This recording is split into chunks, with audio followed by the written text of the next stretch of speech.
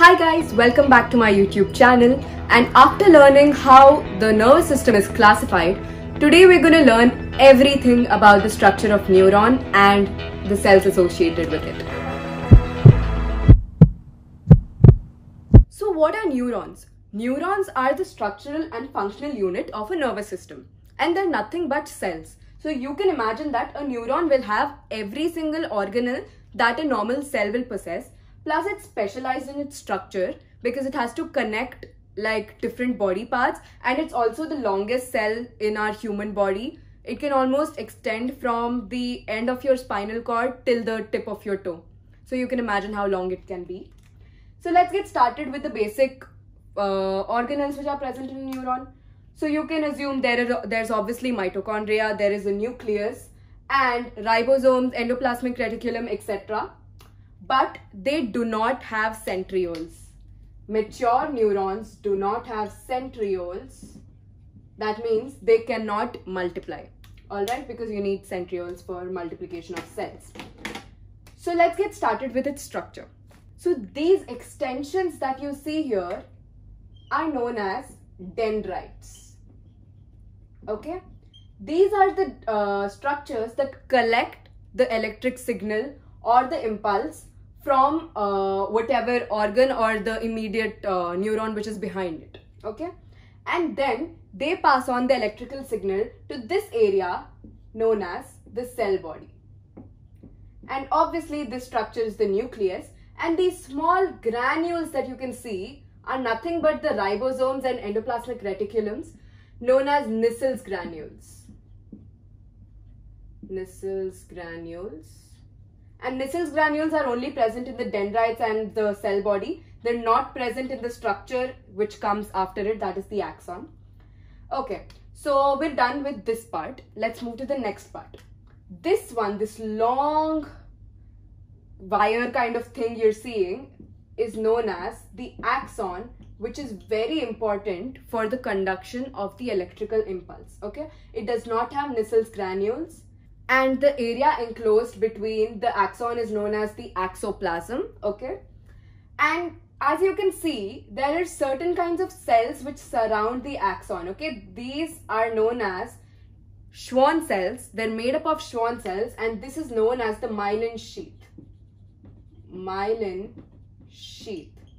This myelin sheath is very, very important for the proper conduction of the electrical signal. Not all neurons have myelin sheath. Mostly the neurons that's present in your brain and the central nervous system, they have myelin sheath. And this myelin sheath gives the axon a whitish color, which we're going to learn about when we discuss the brain. Okay, and this is made up of several kind of cells, which I'm going to talk about later. Then let's come to the end. This one is the synaptic knob. Also, there's one structure I missed out here. This part where the cell body ends and all the signals from all dendrites meet is the axon hillock. Axon hillock. Okay. And also, between two myelin sheath cells, that is the Schwann cells, there is a small gap here. Okay. That gap is known as node of Ranvier. Okay, and this node of Ranvier is important for the conduction of electrical signal, because the electrical signal will jump from one node of Ranvier to the other, which makes it faster for the electrical signal to be conducted. So this kind of conduction is also known as saltatory conduction. That is one huge step. So we're basically done with that. And yeah, synaptic knob. The axon ends here, and these are the axon terminals. Hai na? So there are many terminals in this particular neuron. This is a multipolar neuron. We're going to talk about that later. So this is the point where a new neuron begins. So the dendrites of the new neuron will be present here. That means these things, these structures, the dendrites will be present here. And there is a synapse here. Synapse is the area where conduction of electrical signal or electrical signal basically from one neuron to the other takes place. So this is the end or the terminal end of a neuron known as synaptic knob, and this is the axon terminal. So this is all about the structure of the neuron that you have to know about. Now let's discuss about the types of neurons. So based on its structure, there are almost 4 types of neurons. One is unipolar. Unipolar matlab one. So basically only one structure, this is the cell body, only one structure or only one axon extends from the cell body. Unipolar ones are usually not found in vertebrates. If they are found, they're found in the embryonic stage, but they're mostly seen in insects, etc. The second one, multipolar, which we just saw the diagram of. So multipolar neuron is the most common one. It's found in most of the central nervous system, in the brain, etc. It has many dendrites and many axons. So yeah. The other one is bipolar. Bipolar matlab 2. So it has 2 structures emerging from the cell body. So this one receives the signal and this gives the signal. For example, you have bipolar cells in your eyes.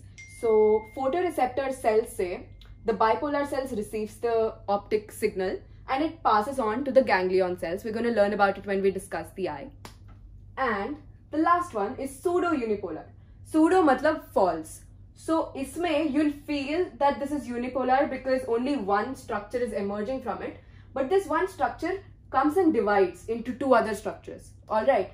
So this is a pseudo-unipolar one. It's mostly found in the reflex arcs, in the sensory part of it. So yeah, in the spinal cord. So this end receives the signal from the body and this end sends it to the spinal cord.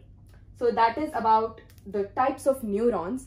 Now let's move on to one very important part of neuron, that is the neuroglial cells. So apart from neurons, 50% of the nervous system is made up of neuroglial cells. So these are kind of support system for the neurons, and they perform different functions depending on their type. So let's see the first one, that is astrocytes. Astrocytes are general supportive cells that help in exchange of nutrients and other chemicals between neurons and the nervous system. The second one is oligodendrocytes. We already learnt about myelin sheath, right? So if this is the axon, these are the Schwann cells. So these myelin sheath cells or the Schwann cells are made up from oligodendrocytes, or these are the neuroglial cells that make up these for the effective transmission of the electric signal. And the third one is ependymal cells. So in the brain, when we're going to learn about the brain, we'll see that there is this specific fluid known as cerebrospinal fluid, which is very important for the brain to. So hey guys, I just sat down to edit this video and I realized that nothing got recorded after the previous video. So I'm just re-recording it just so you know. Well, alright then, we were talking about the ependymal cells. So these ependymal cells, they line these cavities like structure in the brain known as the ventricles, and they produce the cerebrospinal fluid, which is required for the functioning of the brain. So that is the function of ependymal cells. Let's go to the last set of cells, that is the microglial cells. Microglial cells are nothing but like macrophages in the blood. They basically kill off pathogens which are present in the nervous system, and they kill off damaged cells. So they act as macrophages. So that was the video guys, and thank you so much for watching. I don't know how it got deleted, but anyways, I re-recorded it. Thank you for watching. Please let me know what you would like to see further. My next video is definitely going to be my recommendations in terms of books and educators for 11th and 12th studies. So keep waiting for it.